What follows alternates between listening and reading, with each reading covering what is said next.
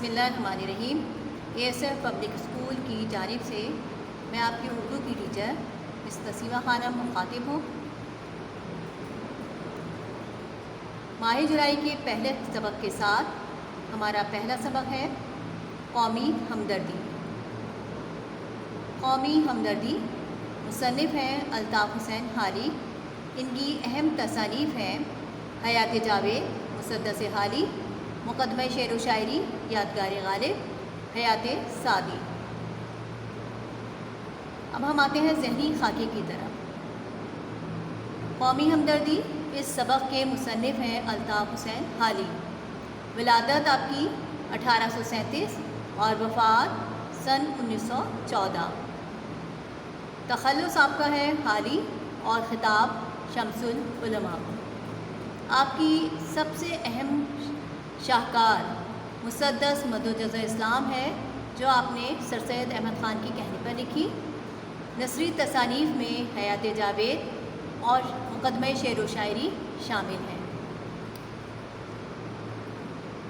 یہ سبق ماخوذ ہے حالی کی کلیات نثر حالی جلد دوم سے۔ ہمدردی دو فارسی لفظوں کا مرکب، ہم اور درد۔ ہم کے معنی اشتراک اور درد کے معنی تکلیف اور دکھ کے ہیں۔ ہمدردی انسانوں کے ساتھ ساتھ حیوانات میں بھی پائی جاتی ہے۔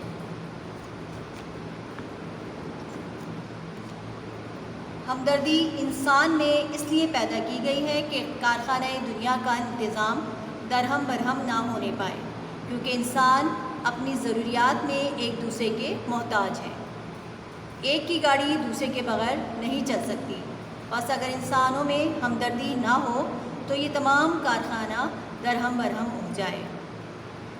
ہمدردی حیوانات میں بھی پائی جاتی ہے۔ وہ ایک دوسرے کے ساتھ مل جل کر اپنے کام کرتے ہیں اور ایک دوسرے کی مدد کرتے ہیں۔ زمانہ بھی طرح طرح سے ہم کو ہمدردی کی طرف مائل کرتا ہے، اور مذہب بھی ہمیں بہت زور سے ہمدردی کی طرف کھینچتا ہے۔ مسلمان اگر اپنی مذہبی کتابیں دیکھیں گے تو ان کو ہمدردی کی ترغیب سے مالا مال پائیں گے۔ قوم ایک درخت کی مثال رکھتی ہے جس کی ٹہنیاں اس کے مختلف خاندان ہیں اور اس کے پتے ہر ایک خاندان کے مرد و عورت۔ جب تک درخت کی جڑ ہری ہے اس کی ٹہنیاں اور پتے بھی ہرے ہیں، لیکن جب جڑ کو پانی نہ پہنچے گا تو ٹہنیاں اور پتے سب سوکھ جائیں گے۔ جو لوگ سمجھتے ہیں کہ ہماری کوشش سے تمام ملک کی حالات کیوں کر بدل سکتی ہے، تو ان کی خدمت میں یہ عرض ہے کہ صرف دو خیال ہیں جنہوں نے دنیا کی تنزل اور ترقی پر بہت کچھ اثر کیا ہے۔ ایک یہ کہ ہم کچھ نہیں کر سکتے، اور دوسرے یہ کہ سب کچھ کر سکتے ہیں۔ پہلے خیال کا نتیجہ کہ ہم کچھ نہیں کر سکتے یہ ہوا کہ کچھ بھی حاصل نہ ہوا، اور دوسرے خیال نے کہ ہم سب کچھ کر سکتے ہیں، اس خیال نے دنیا میں بڑے بڑے عجائبات ظاہر کیے۔ یعنی اگر انسان کسی کام کو دیکھ کر یہ کہے کہ ہم کیسے کریں گے تو وہ کام اس کے لیے مشکل ہوگا، اور اگر کوئی بھی کام ہم یہ سوچ کر کریں کہ یہ ہمارے لیے ایک چیلنج ہے اور یہ ہم کام کر سکتے ہیں، تو اسی خیال نے ہم سے بہت بڑے بڑے کام کروائے ہیں اور دنیا میں بہت عجائبات رونما ہوئے ہیں۔ امید ہے قومی ہمدردی آپ کو سمجھ آ گئی ہوگی۔ اب آپ کو اسکرین پر خواجہ الطاف حسین حالی کا تعارف نظر آ رہا ہوگا، تو یہ آپ نے اپنی کاپی پر لکھنا ہے تاکہ آپ کو کام کرنے میں آسانی ہو جائے۔ اب ہم آتے ہیں تحریری کام کی طرف۔ سبق کو آپ نے ایک مرتبہ پھر اچھی طرح پڑھ کر اور پھر اس کے سوالات کے جوابات تحریر کرنے ہیں، اور یہ تمام سوالات کے جوابات آپ کی کتاب میں موجود ہیں۔ آپ کو پڑھ کر ان کے جوابات لکھنے ہیں۔ سوال نمبر 1، ہمدردی سے کیا مراد ہے؟ سوال نمبر 2، انسان میں اگر ہمدردی کا جذبہ نہ ہو تو کیا ہوگا؟ سوال نمبر 3، کن خیالات سے دنیا کے تنزلی اور ترقی کے اثر کن خیالات نے دنیا کی تنزلی اور ترقی پر اثر کیا ہے؟ سوال نمبر 4، حیوانات میں ہمدردی کس طرح پائی جاتی ہے؟ کوئی 2 مثالیں تحریر کیجیے۔ سوال نمبر 5 ہے کہ سبق کا مرکزی خیال مصنف کے مختصر تعارف کے ساتھ تحریر کیجیے۔ آپ کی کتاب کے صفحہ نمبر 27 اور 28 پر معروضی کام دیا گیا ہے، یعنی خالی جگہ وہ آپ نے اپنی کاپی میں کرنی ہے۔ اب ہے قواعد یعنی گرامر کا کام۔ یہ آپ کو تعریف، اس کی ڈیفینیشن سامنے نظر آ رہی ہے، یہ آپ نے ڈیفینیشن کاپی پہ لکھنی ہے۔